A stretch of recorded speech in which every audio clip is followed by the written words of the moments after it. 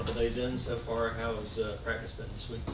Wasn't great yesterday. I hate it when you change routine, but we didn't do anything with the players. The players didn't have anything to do Sunday, and they didn't have school Monday. And I don't know, historically, the years I've been here, Monday's not great at Labor Day because they lay around all day Sunday, and then they lay around all day Monday because they don't have classes, and then they come over here and didn't have a great day. But today was much better. I think maybe it had something to do with the weather. It's a little cooler today, and there were good spirits. We had good practice.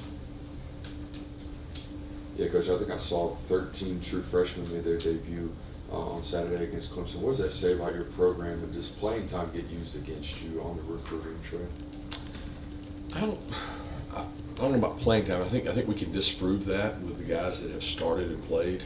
It may get used, but it doesn't work very effectively because we have as many freshman All-Americans and as many freshmen play as anybody in the country. So I don't know how effective it is, but I don't know. I would be interested to see how 13 compared to other years.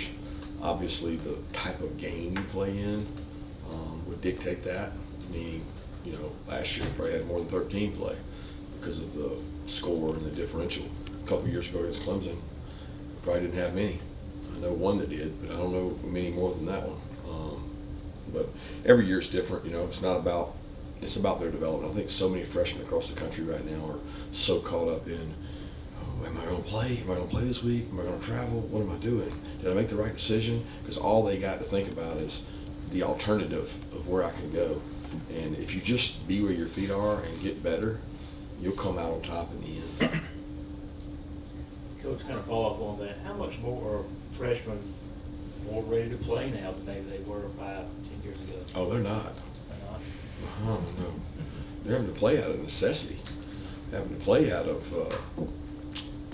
the fact that we got more transient rosters. I mean, they're not any more ready to play physically, mentally, that disposition. No, not many freshmen are. Let me say this: in our league, playing in our league, SEC to SEC, if you're playing with a lot of freshmen, you're in trouble because they're not physically developed. That doesn't mean one can't do it, but you don't want to be out there playing with a lot of freshmen. Kirby, as you go back and watch the film from Saturday, what stood out to you about the way that Raylen played? I haven't gone back and watched the film from Saturday since Saturday night. That game's over and done. I'll speak about Raylen, but I can't tell you the first thing because I'm on and popping to the next one. Raylen worked really hard in camp. He had some struggles with cramping, and he wasn't able to finish some practices, and he missed a little time. Not really injured, just not being able to finish it up. And I thought that hurt his stamina in camp. And then the last week, he started playing better and better and better in practices, and then that carried over a little bit into the game. I think he's much more confident in the scheme. He's seeing things well. He had some nice plays Saturday. He's a really good athlete. Yeah, to kind of just follow up on linebackers, you talked a lot about how offense has changed, playing more in space. How has that changed how you recruit, I guess, inside linebackers specifically, as much as they have to play in space, cover tight ends, everything like that? Yeah, it's a premium now it probably used to go, size, speed, toughness, keys, and now it goes speed, intelligence, space player, size, toughness. It just changes the order because it's a priority to have length. It's a priority to be able to match up and play in space. You got to be able to run, cover down. I mean, you're in conflict every play. You got this gap, but you also got to go play the bubble. You got to see counters, pulls, RPOs. It's absolutely insane how much you're having to spend now compared to 2012. Yeah, what does Dan Jackson bring to this program, and what does it say about his ability that whether it's Malachi, a veteran, or KJ, whoever's at that other safety spot, he's able to keep that sort of secondary at that same high standard? Dan's a product of toughness, the program. I mean, first of all, we're lucky to have Dan Jackson because we fell into him. We didn't do one thing to earn Dan being here. He came to us, and he has made himself into a really good football player, but he did that through hard work. He's proof that if you stick around and you have toughness and you're you're smart, you're going to play. I mean, we got millions of examples of kids that have come here, have showed toughness, stuck around, and played. Cash, Prather, I mean, all these guys have done it. And Georgia has a long history of great walk-ons, and he's one of those. Coach, I was wondering how Joenel is doing now, and Xzavier McLeod about his progress. Yeah, they're both doing great, man. They were running today, flying around sideline like this, just running, not practicing, but running, straight line, cutting. I'm fired up. I know it was Sunday or Monday. I looked out my office, and the 2 days run together because of Labor Day. But Jordan was out there smoking it across the field, and excited. He was up 5:30 in the morning, game day, rehabbing on his own, beat Ron in there, riding a bike in Atlanta. I mean, he is a different dude when it comes to rehab. He has attacked it and dove all in. I think he's probably a little ahead of McLeod. McLeod's dealing with a different muscle tissue type injury, and he also hasn't really ever had a significant injury. So, but they're both pushing. Kirby, I want to ask you about non-conference games. I know you play Georgia Tech every year. I wonder with like a Mercer or Georgia Southern or another in-state school, why they haven't been on Georgia schedules when you have Tennessee Tech every UMass? Not the slightest clue. Can't give you good input. I mean, the schedule I have now, as far as I know, I inherited it. If I didn't inherit it, and I'm lying to you, I don't know. I didn't go down the schedule and say, "Ooh, let's go play Tennessee Tech over Georgia Southern or Mercer." I mean, I don't know. It's probably a better question for Josh Brooks. Kind of on that note, I talked to Bobby Waller today. He said he wasn't thrilled about coming down and playing Georgia in Sanford Stadium. Lost his quarterback this past weekend, and there's obviously those differences and everything. As you as the host coach, you've been outspoken about you want to help these programs out. You want to bring them in. How do you sort of balance that? You don't want to get anybody hurt. You don't want to embarrass anybody. Does he still want the check? He said he absolutely did. He said, but there's no other way really for them to do it than that. Well, that's my point. I mean, everybody can put me in a pigeonhole of, well, Kirby believes in these games. Kirby doesn't believe in these games. I believe in the sport of football. And if you told me that the sport of football is going to lose programs because they can't sustain without the financial help, then I want to support that. I also want the financial support of our fan base. And if you polled them, they'd rather play, Clemson, Notre Dame, every week play somebody. And I respect that too. I enjoy that. I coached in the NFL. I've been around those kind of leagues. I mean, I'm sensitive to both of those things. I just think that if we're going to lose football at a lower level because of financial reasons, I'd rather try to sustain those programs and keep them up. Which, by the way, the quarterback he brought in played really well too, and is a really good athlete. And I mean, I hate it for the other kid because obviously he was the starter. Yeah, Coach, you can feel free to swap me away here, but do you dare take time to look at Kentucky this week at all? Yeah, I don't have time. I don't. What I do is look at all the 3rd and 1 and 4th and 1 plays in our conference. All the explosive plays in our conference, and the tape was extremely long, considering there's 60 and 70 point games out there. But it's not looking at anybody specifically. It's just what's going on. I'd ask about a couple of transfers. Michael Jackson, Jake Pope. How are they coming along? Both working hard, both doing good, both part of our culture and our program, doing a really good job of pushing and fighting for playing time. Why were you looking at the short yardage plays? Some sort of trend, or is it just something you always do? It's something I always do. I think it's important to, if I got to make the decision whether we're going for it on 3rd and 1 and 4th and 1, I want to know what's going on.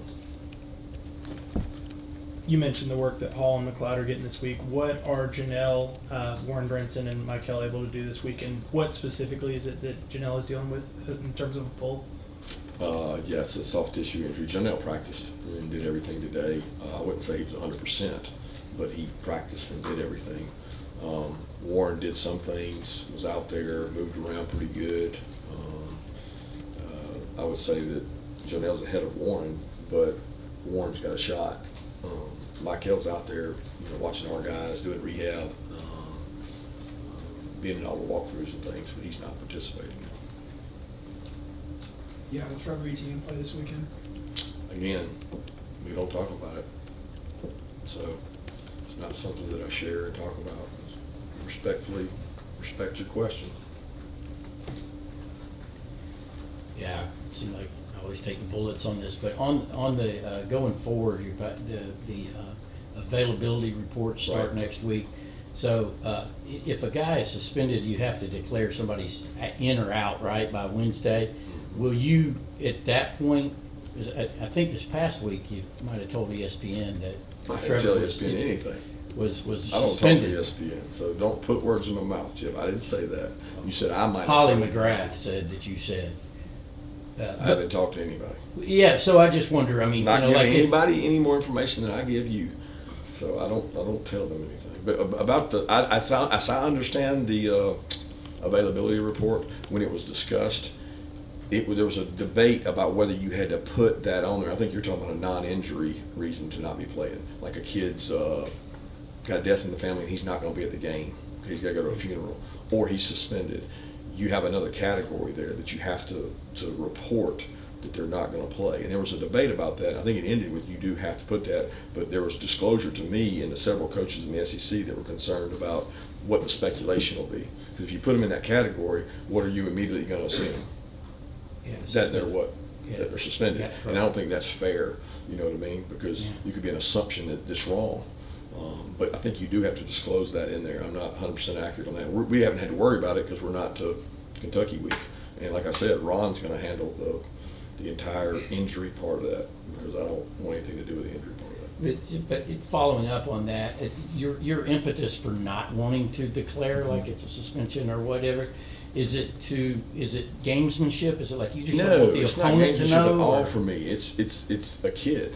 It's a kid, his family. It's respecting. When recruits come in my room, they say, we respect the way you handle things because a kid takes enough drug through the mud, headlines, everybody puts it out there, and then nobody knows if it's wrong or it gets dropped or any of that. They never get to do that. I want to defend the kid, and to discuss it again and say it again, then it's another whole headline out there. So it's not gamesmanship in any way, shape, or form for me. It's just I don't want that for the kid. I don't want to have to go through that again. That's why I don't discuss it. Thank you. Coach, you emphasized that you try to instill toughness in your players early on. Were you pleased with what you saw from your freshmen in terms of toughness against Clemson? I don't know. I didn't see. I mean, had a couple freshmen go in and get knocked off the ball. I mean, so no, I wasn't real proud of that. But I had some guy. I don't know that a freshman got to show toughness. Okay, there was not enough snaps. I mean, what freshman took the most snaps? KJ Bolden. He didn't have to show a lot of toughness. He wasn't up there in the trenches, and I mean, he had some nice tackles, he had some nice plays, but he didn't have to show toughness. You know, Nate Frazier had some nice holes and made some nice cuts, but he didn't have to show toughness. So, I mean, I respect your question, but I don't know how to answer it because I don't know that our freshmen had to show toughness. Monroe was in there pretty early on Saturday. Just where has he grown the most since he arrived last year? He's physically stronger, mentally in a better place, more confident in the system. I mean, we wouldn't put him in there and rotate him if we didn't have a lot of confidence in him. So he's going to continue to get better. Curious what you think of the 2-minute warning or 2-minute timeout, whatever they're calling it. I think it's an extra timeout. You know, like I've said repeatedly, I think it's going to get coaches more criticized. It's another thing that you can screw up, and you got to be really smart. I'm not talking about me now. I'm talking about you got to be really smart to not screw it up, based on the analytics and all the things. A lot of people just say, I'm not worried about that. I'm just going to play with my gut. But when you read all the analytics into it, it's pretty deep.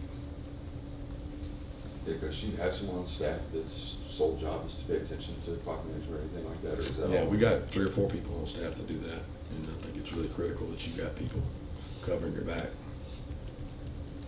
Any more questions, Coach Smart? Thanks, guys. All right, thank you.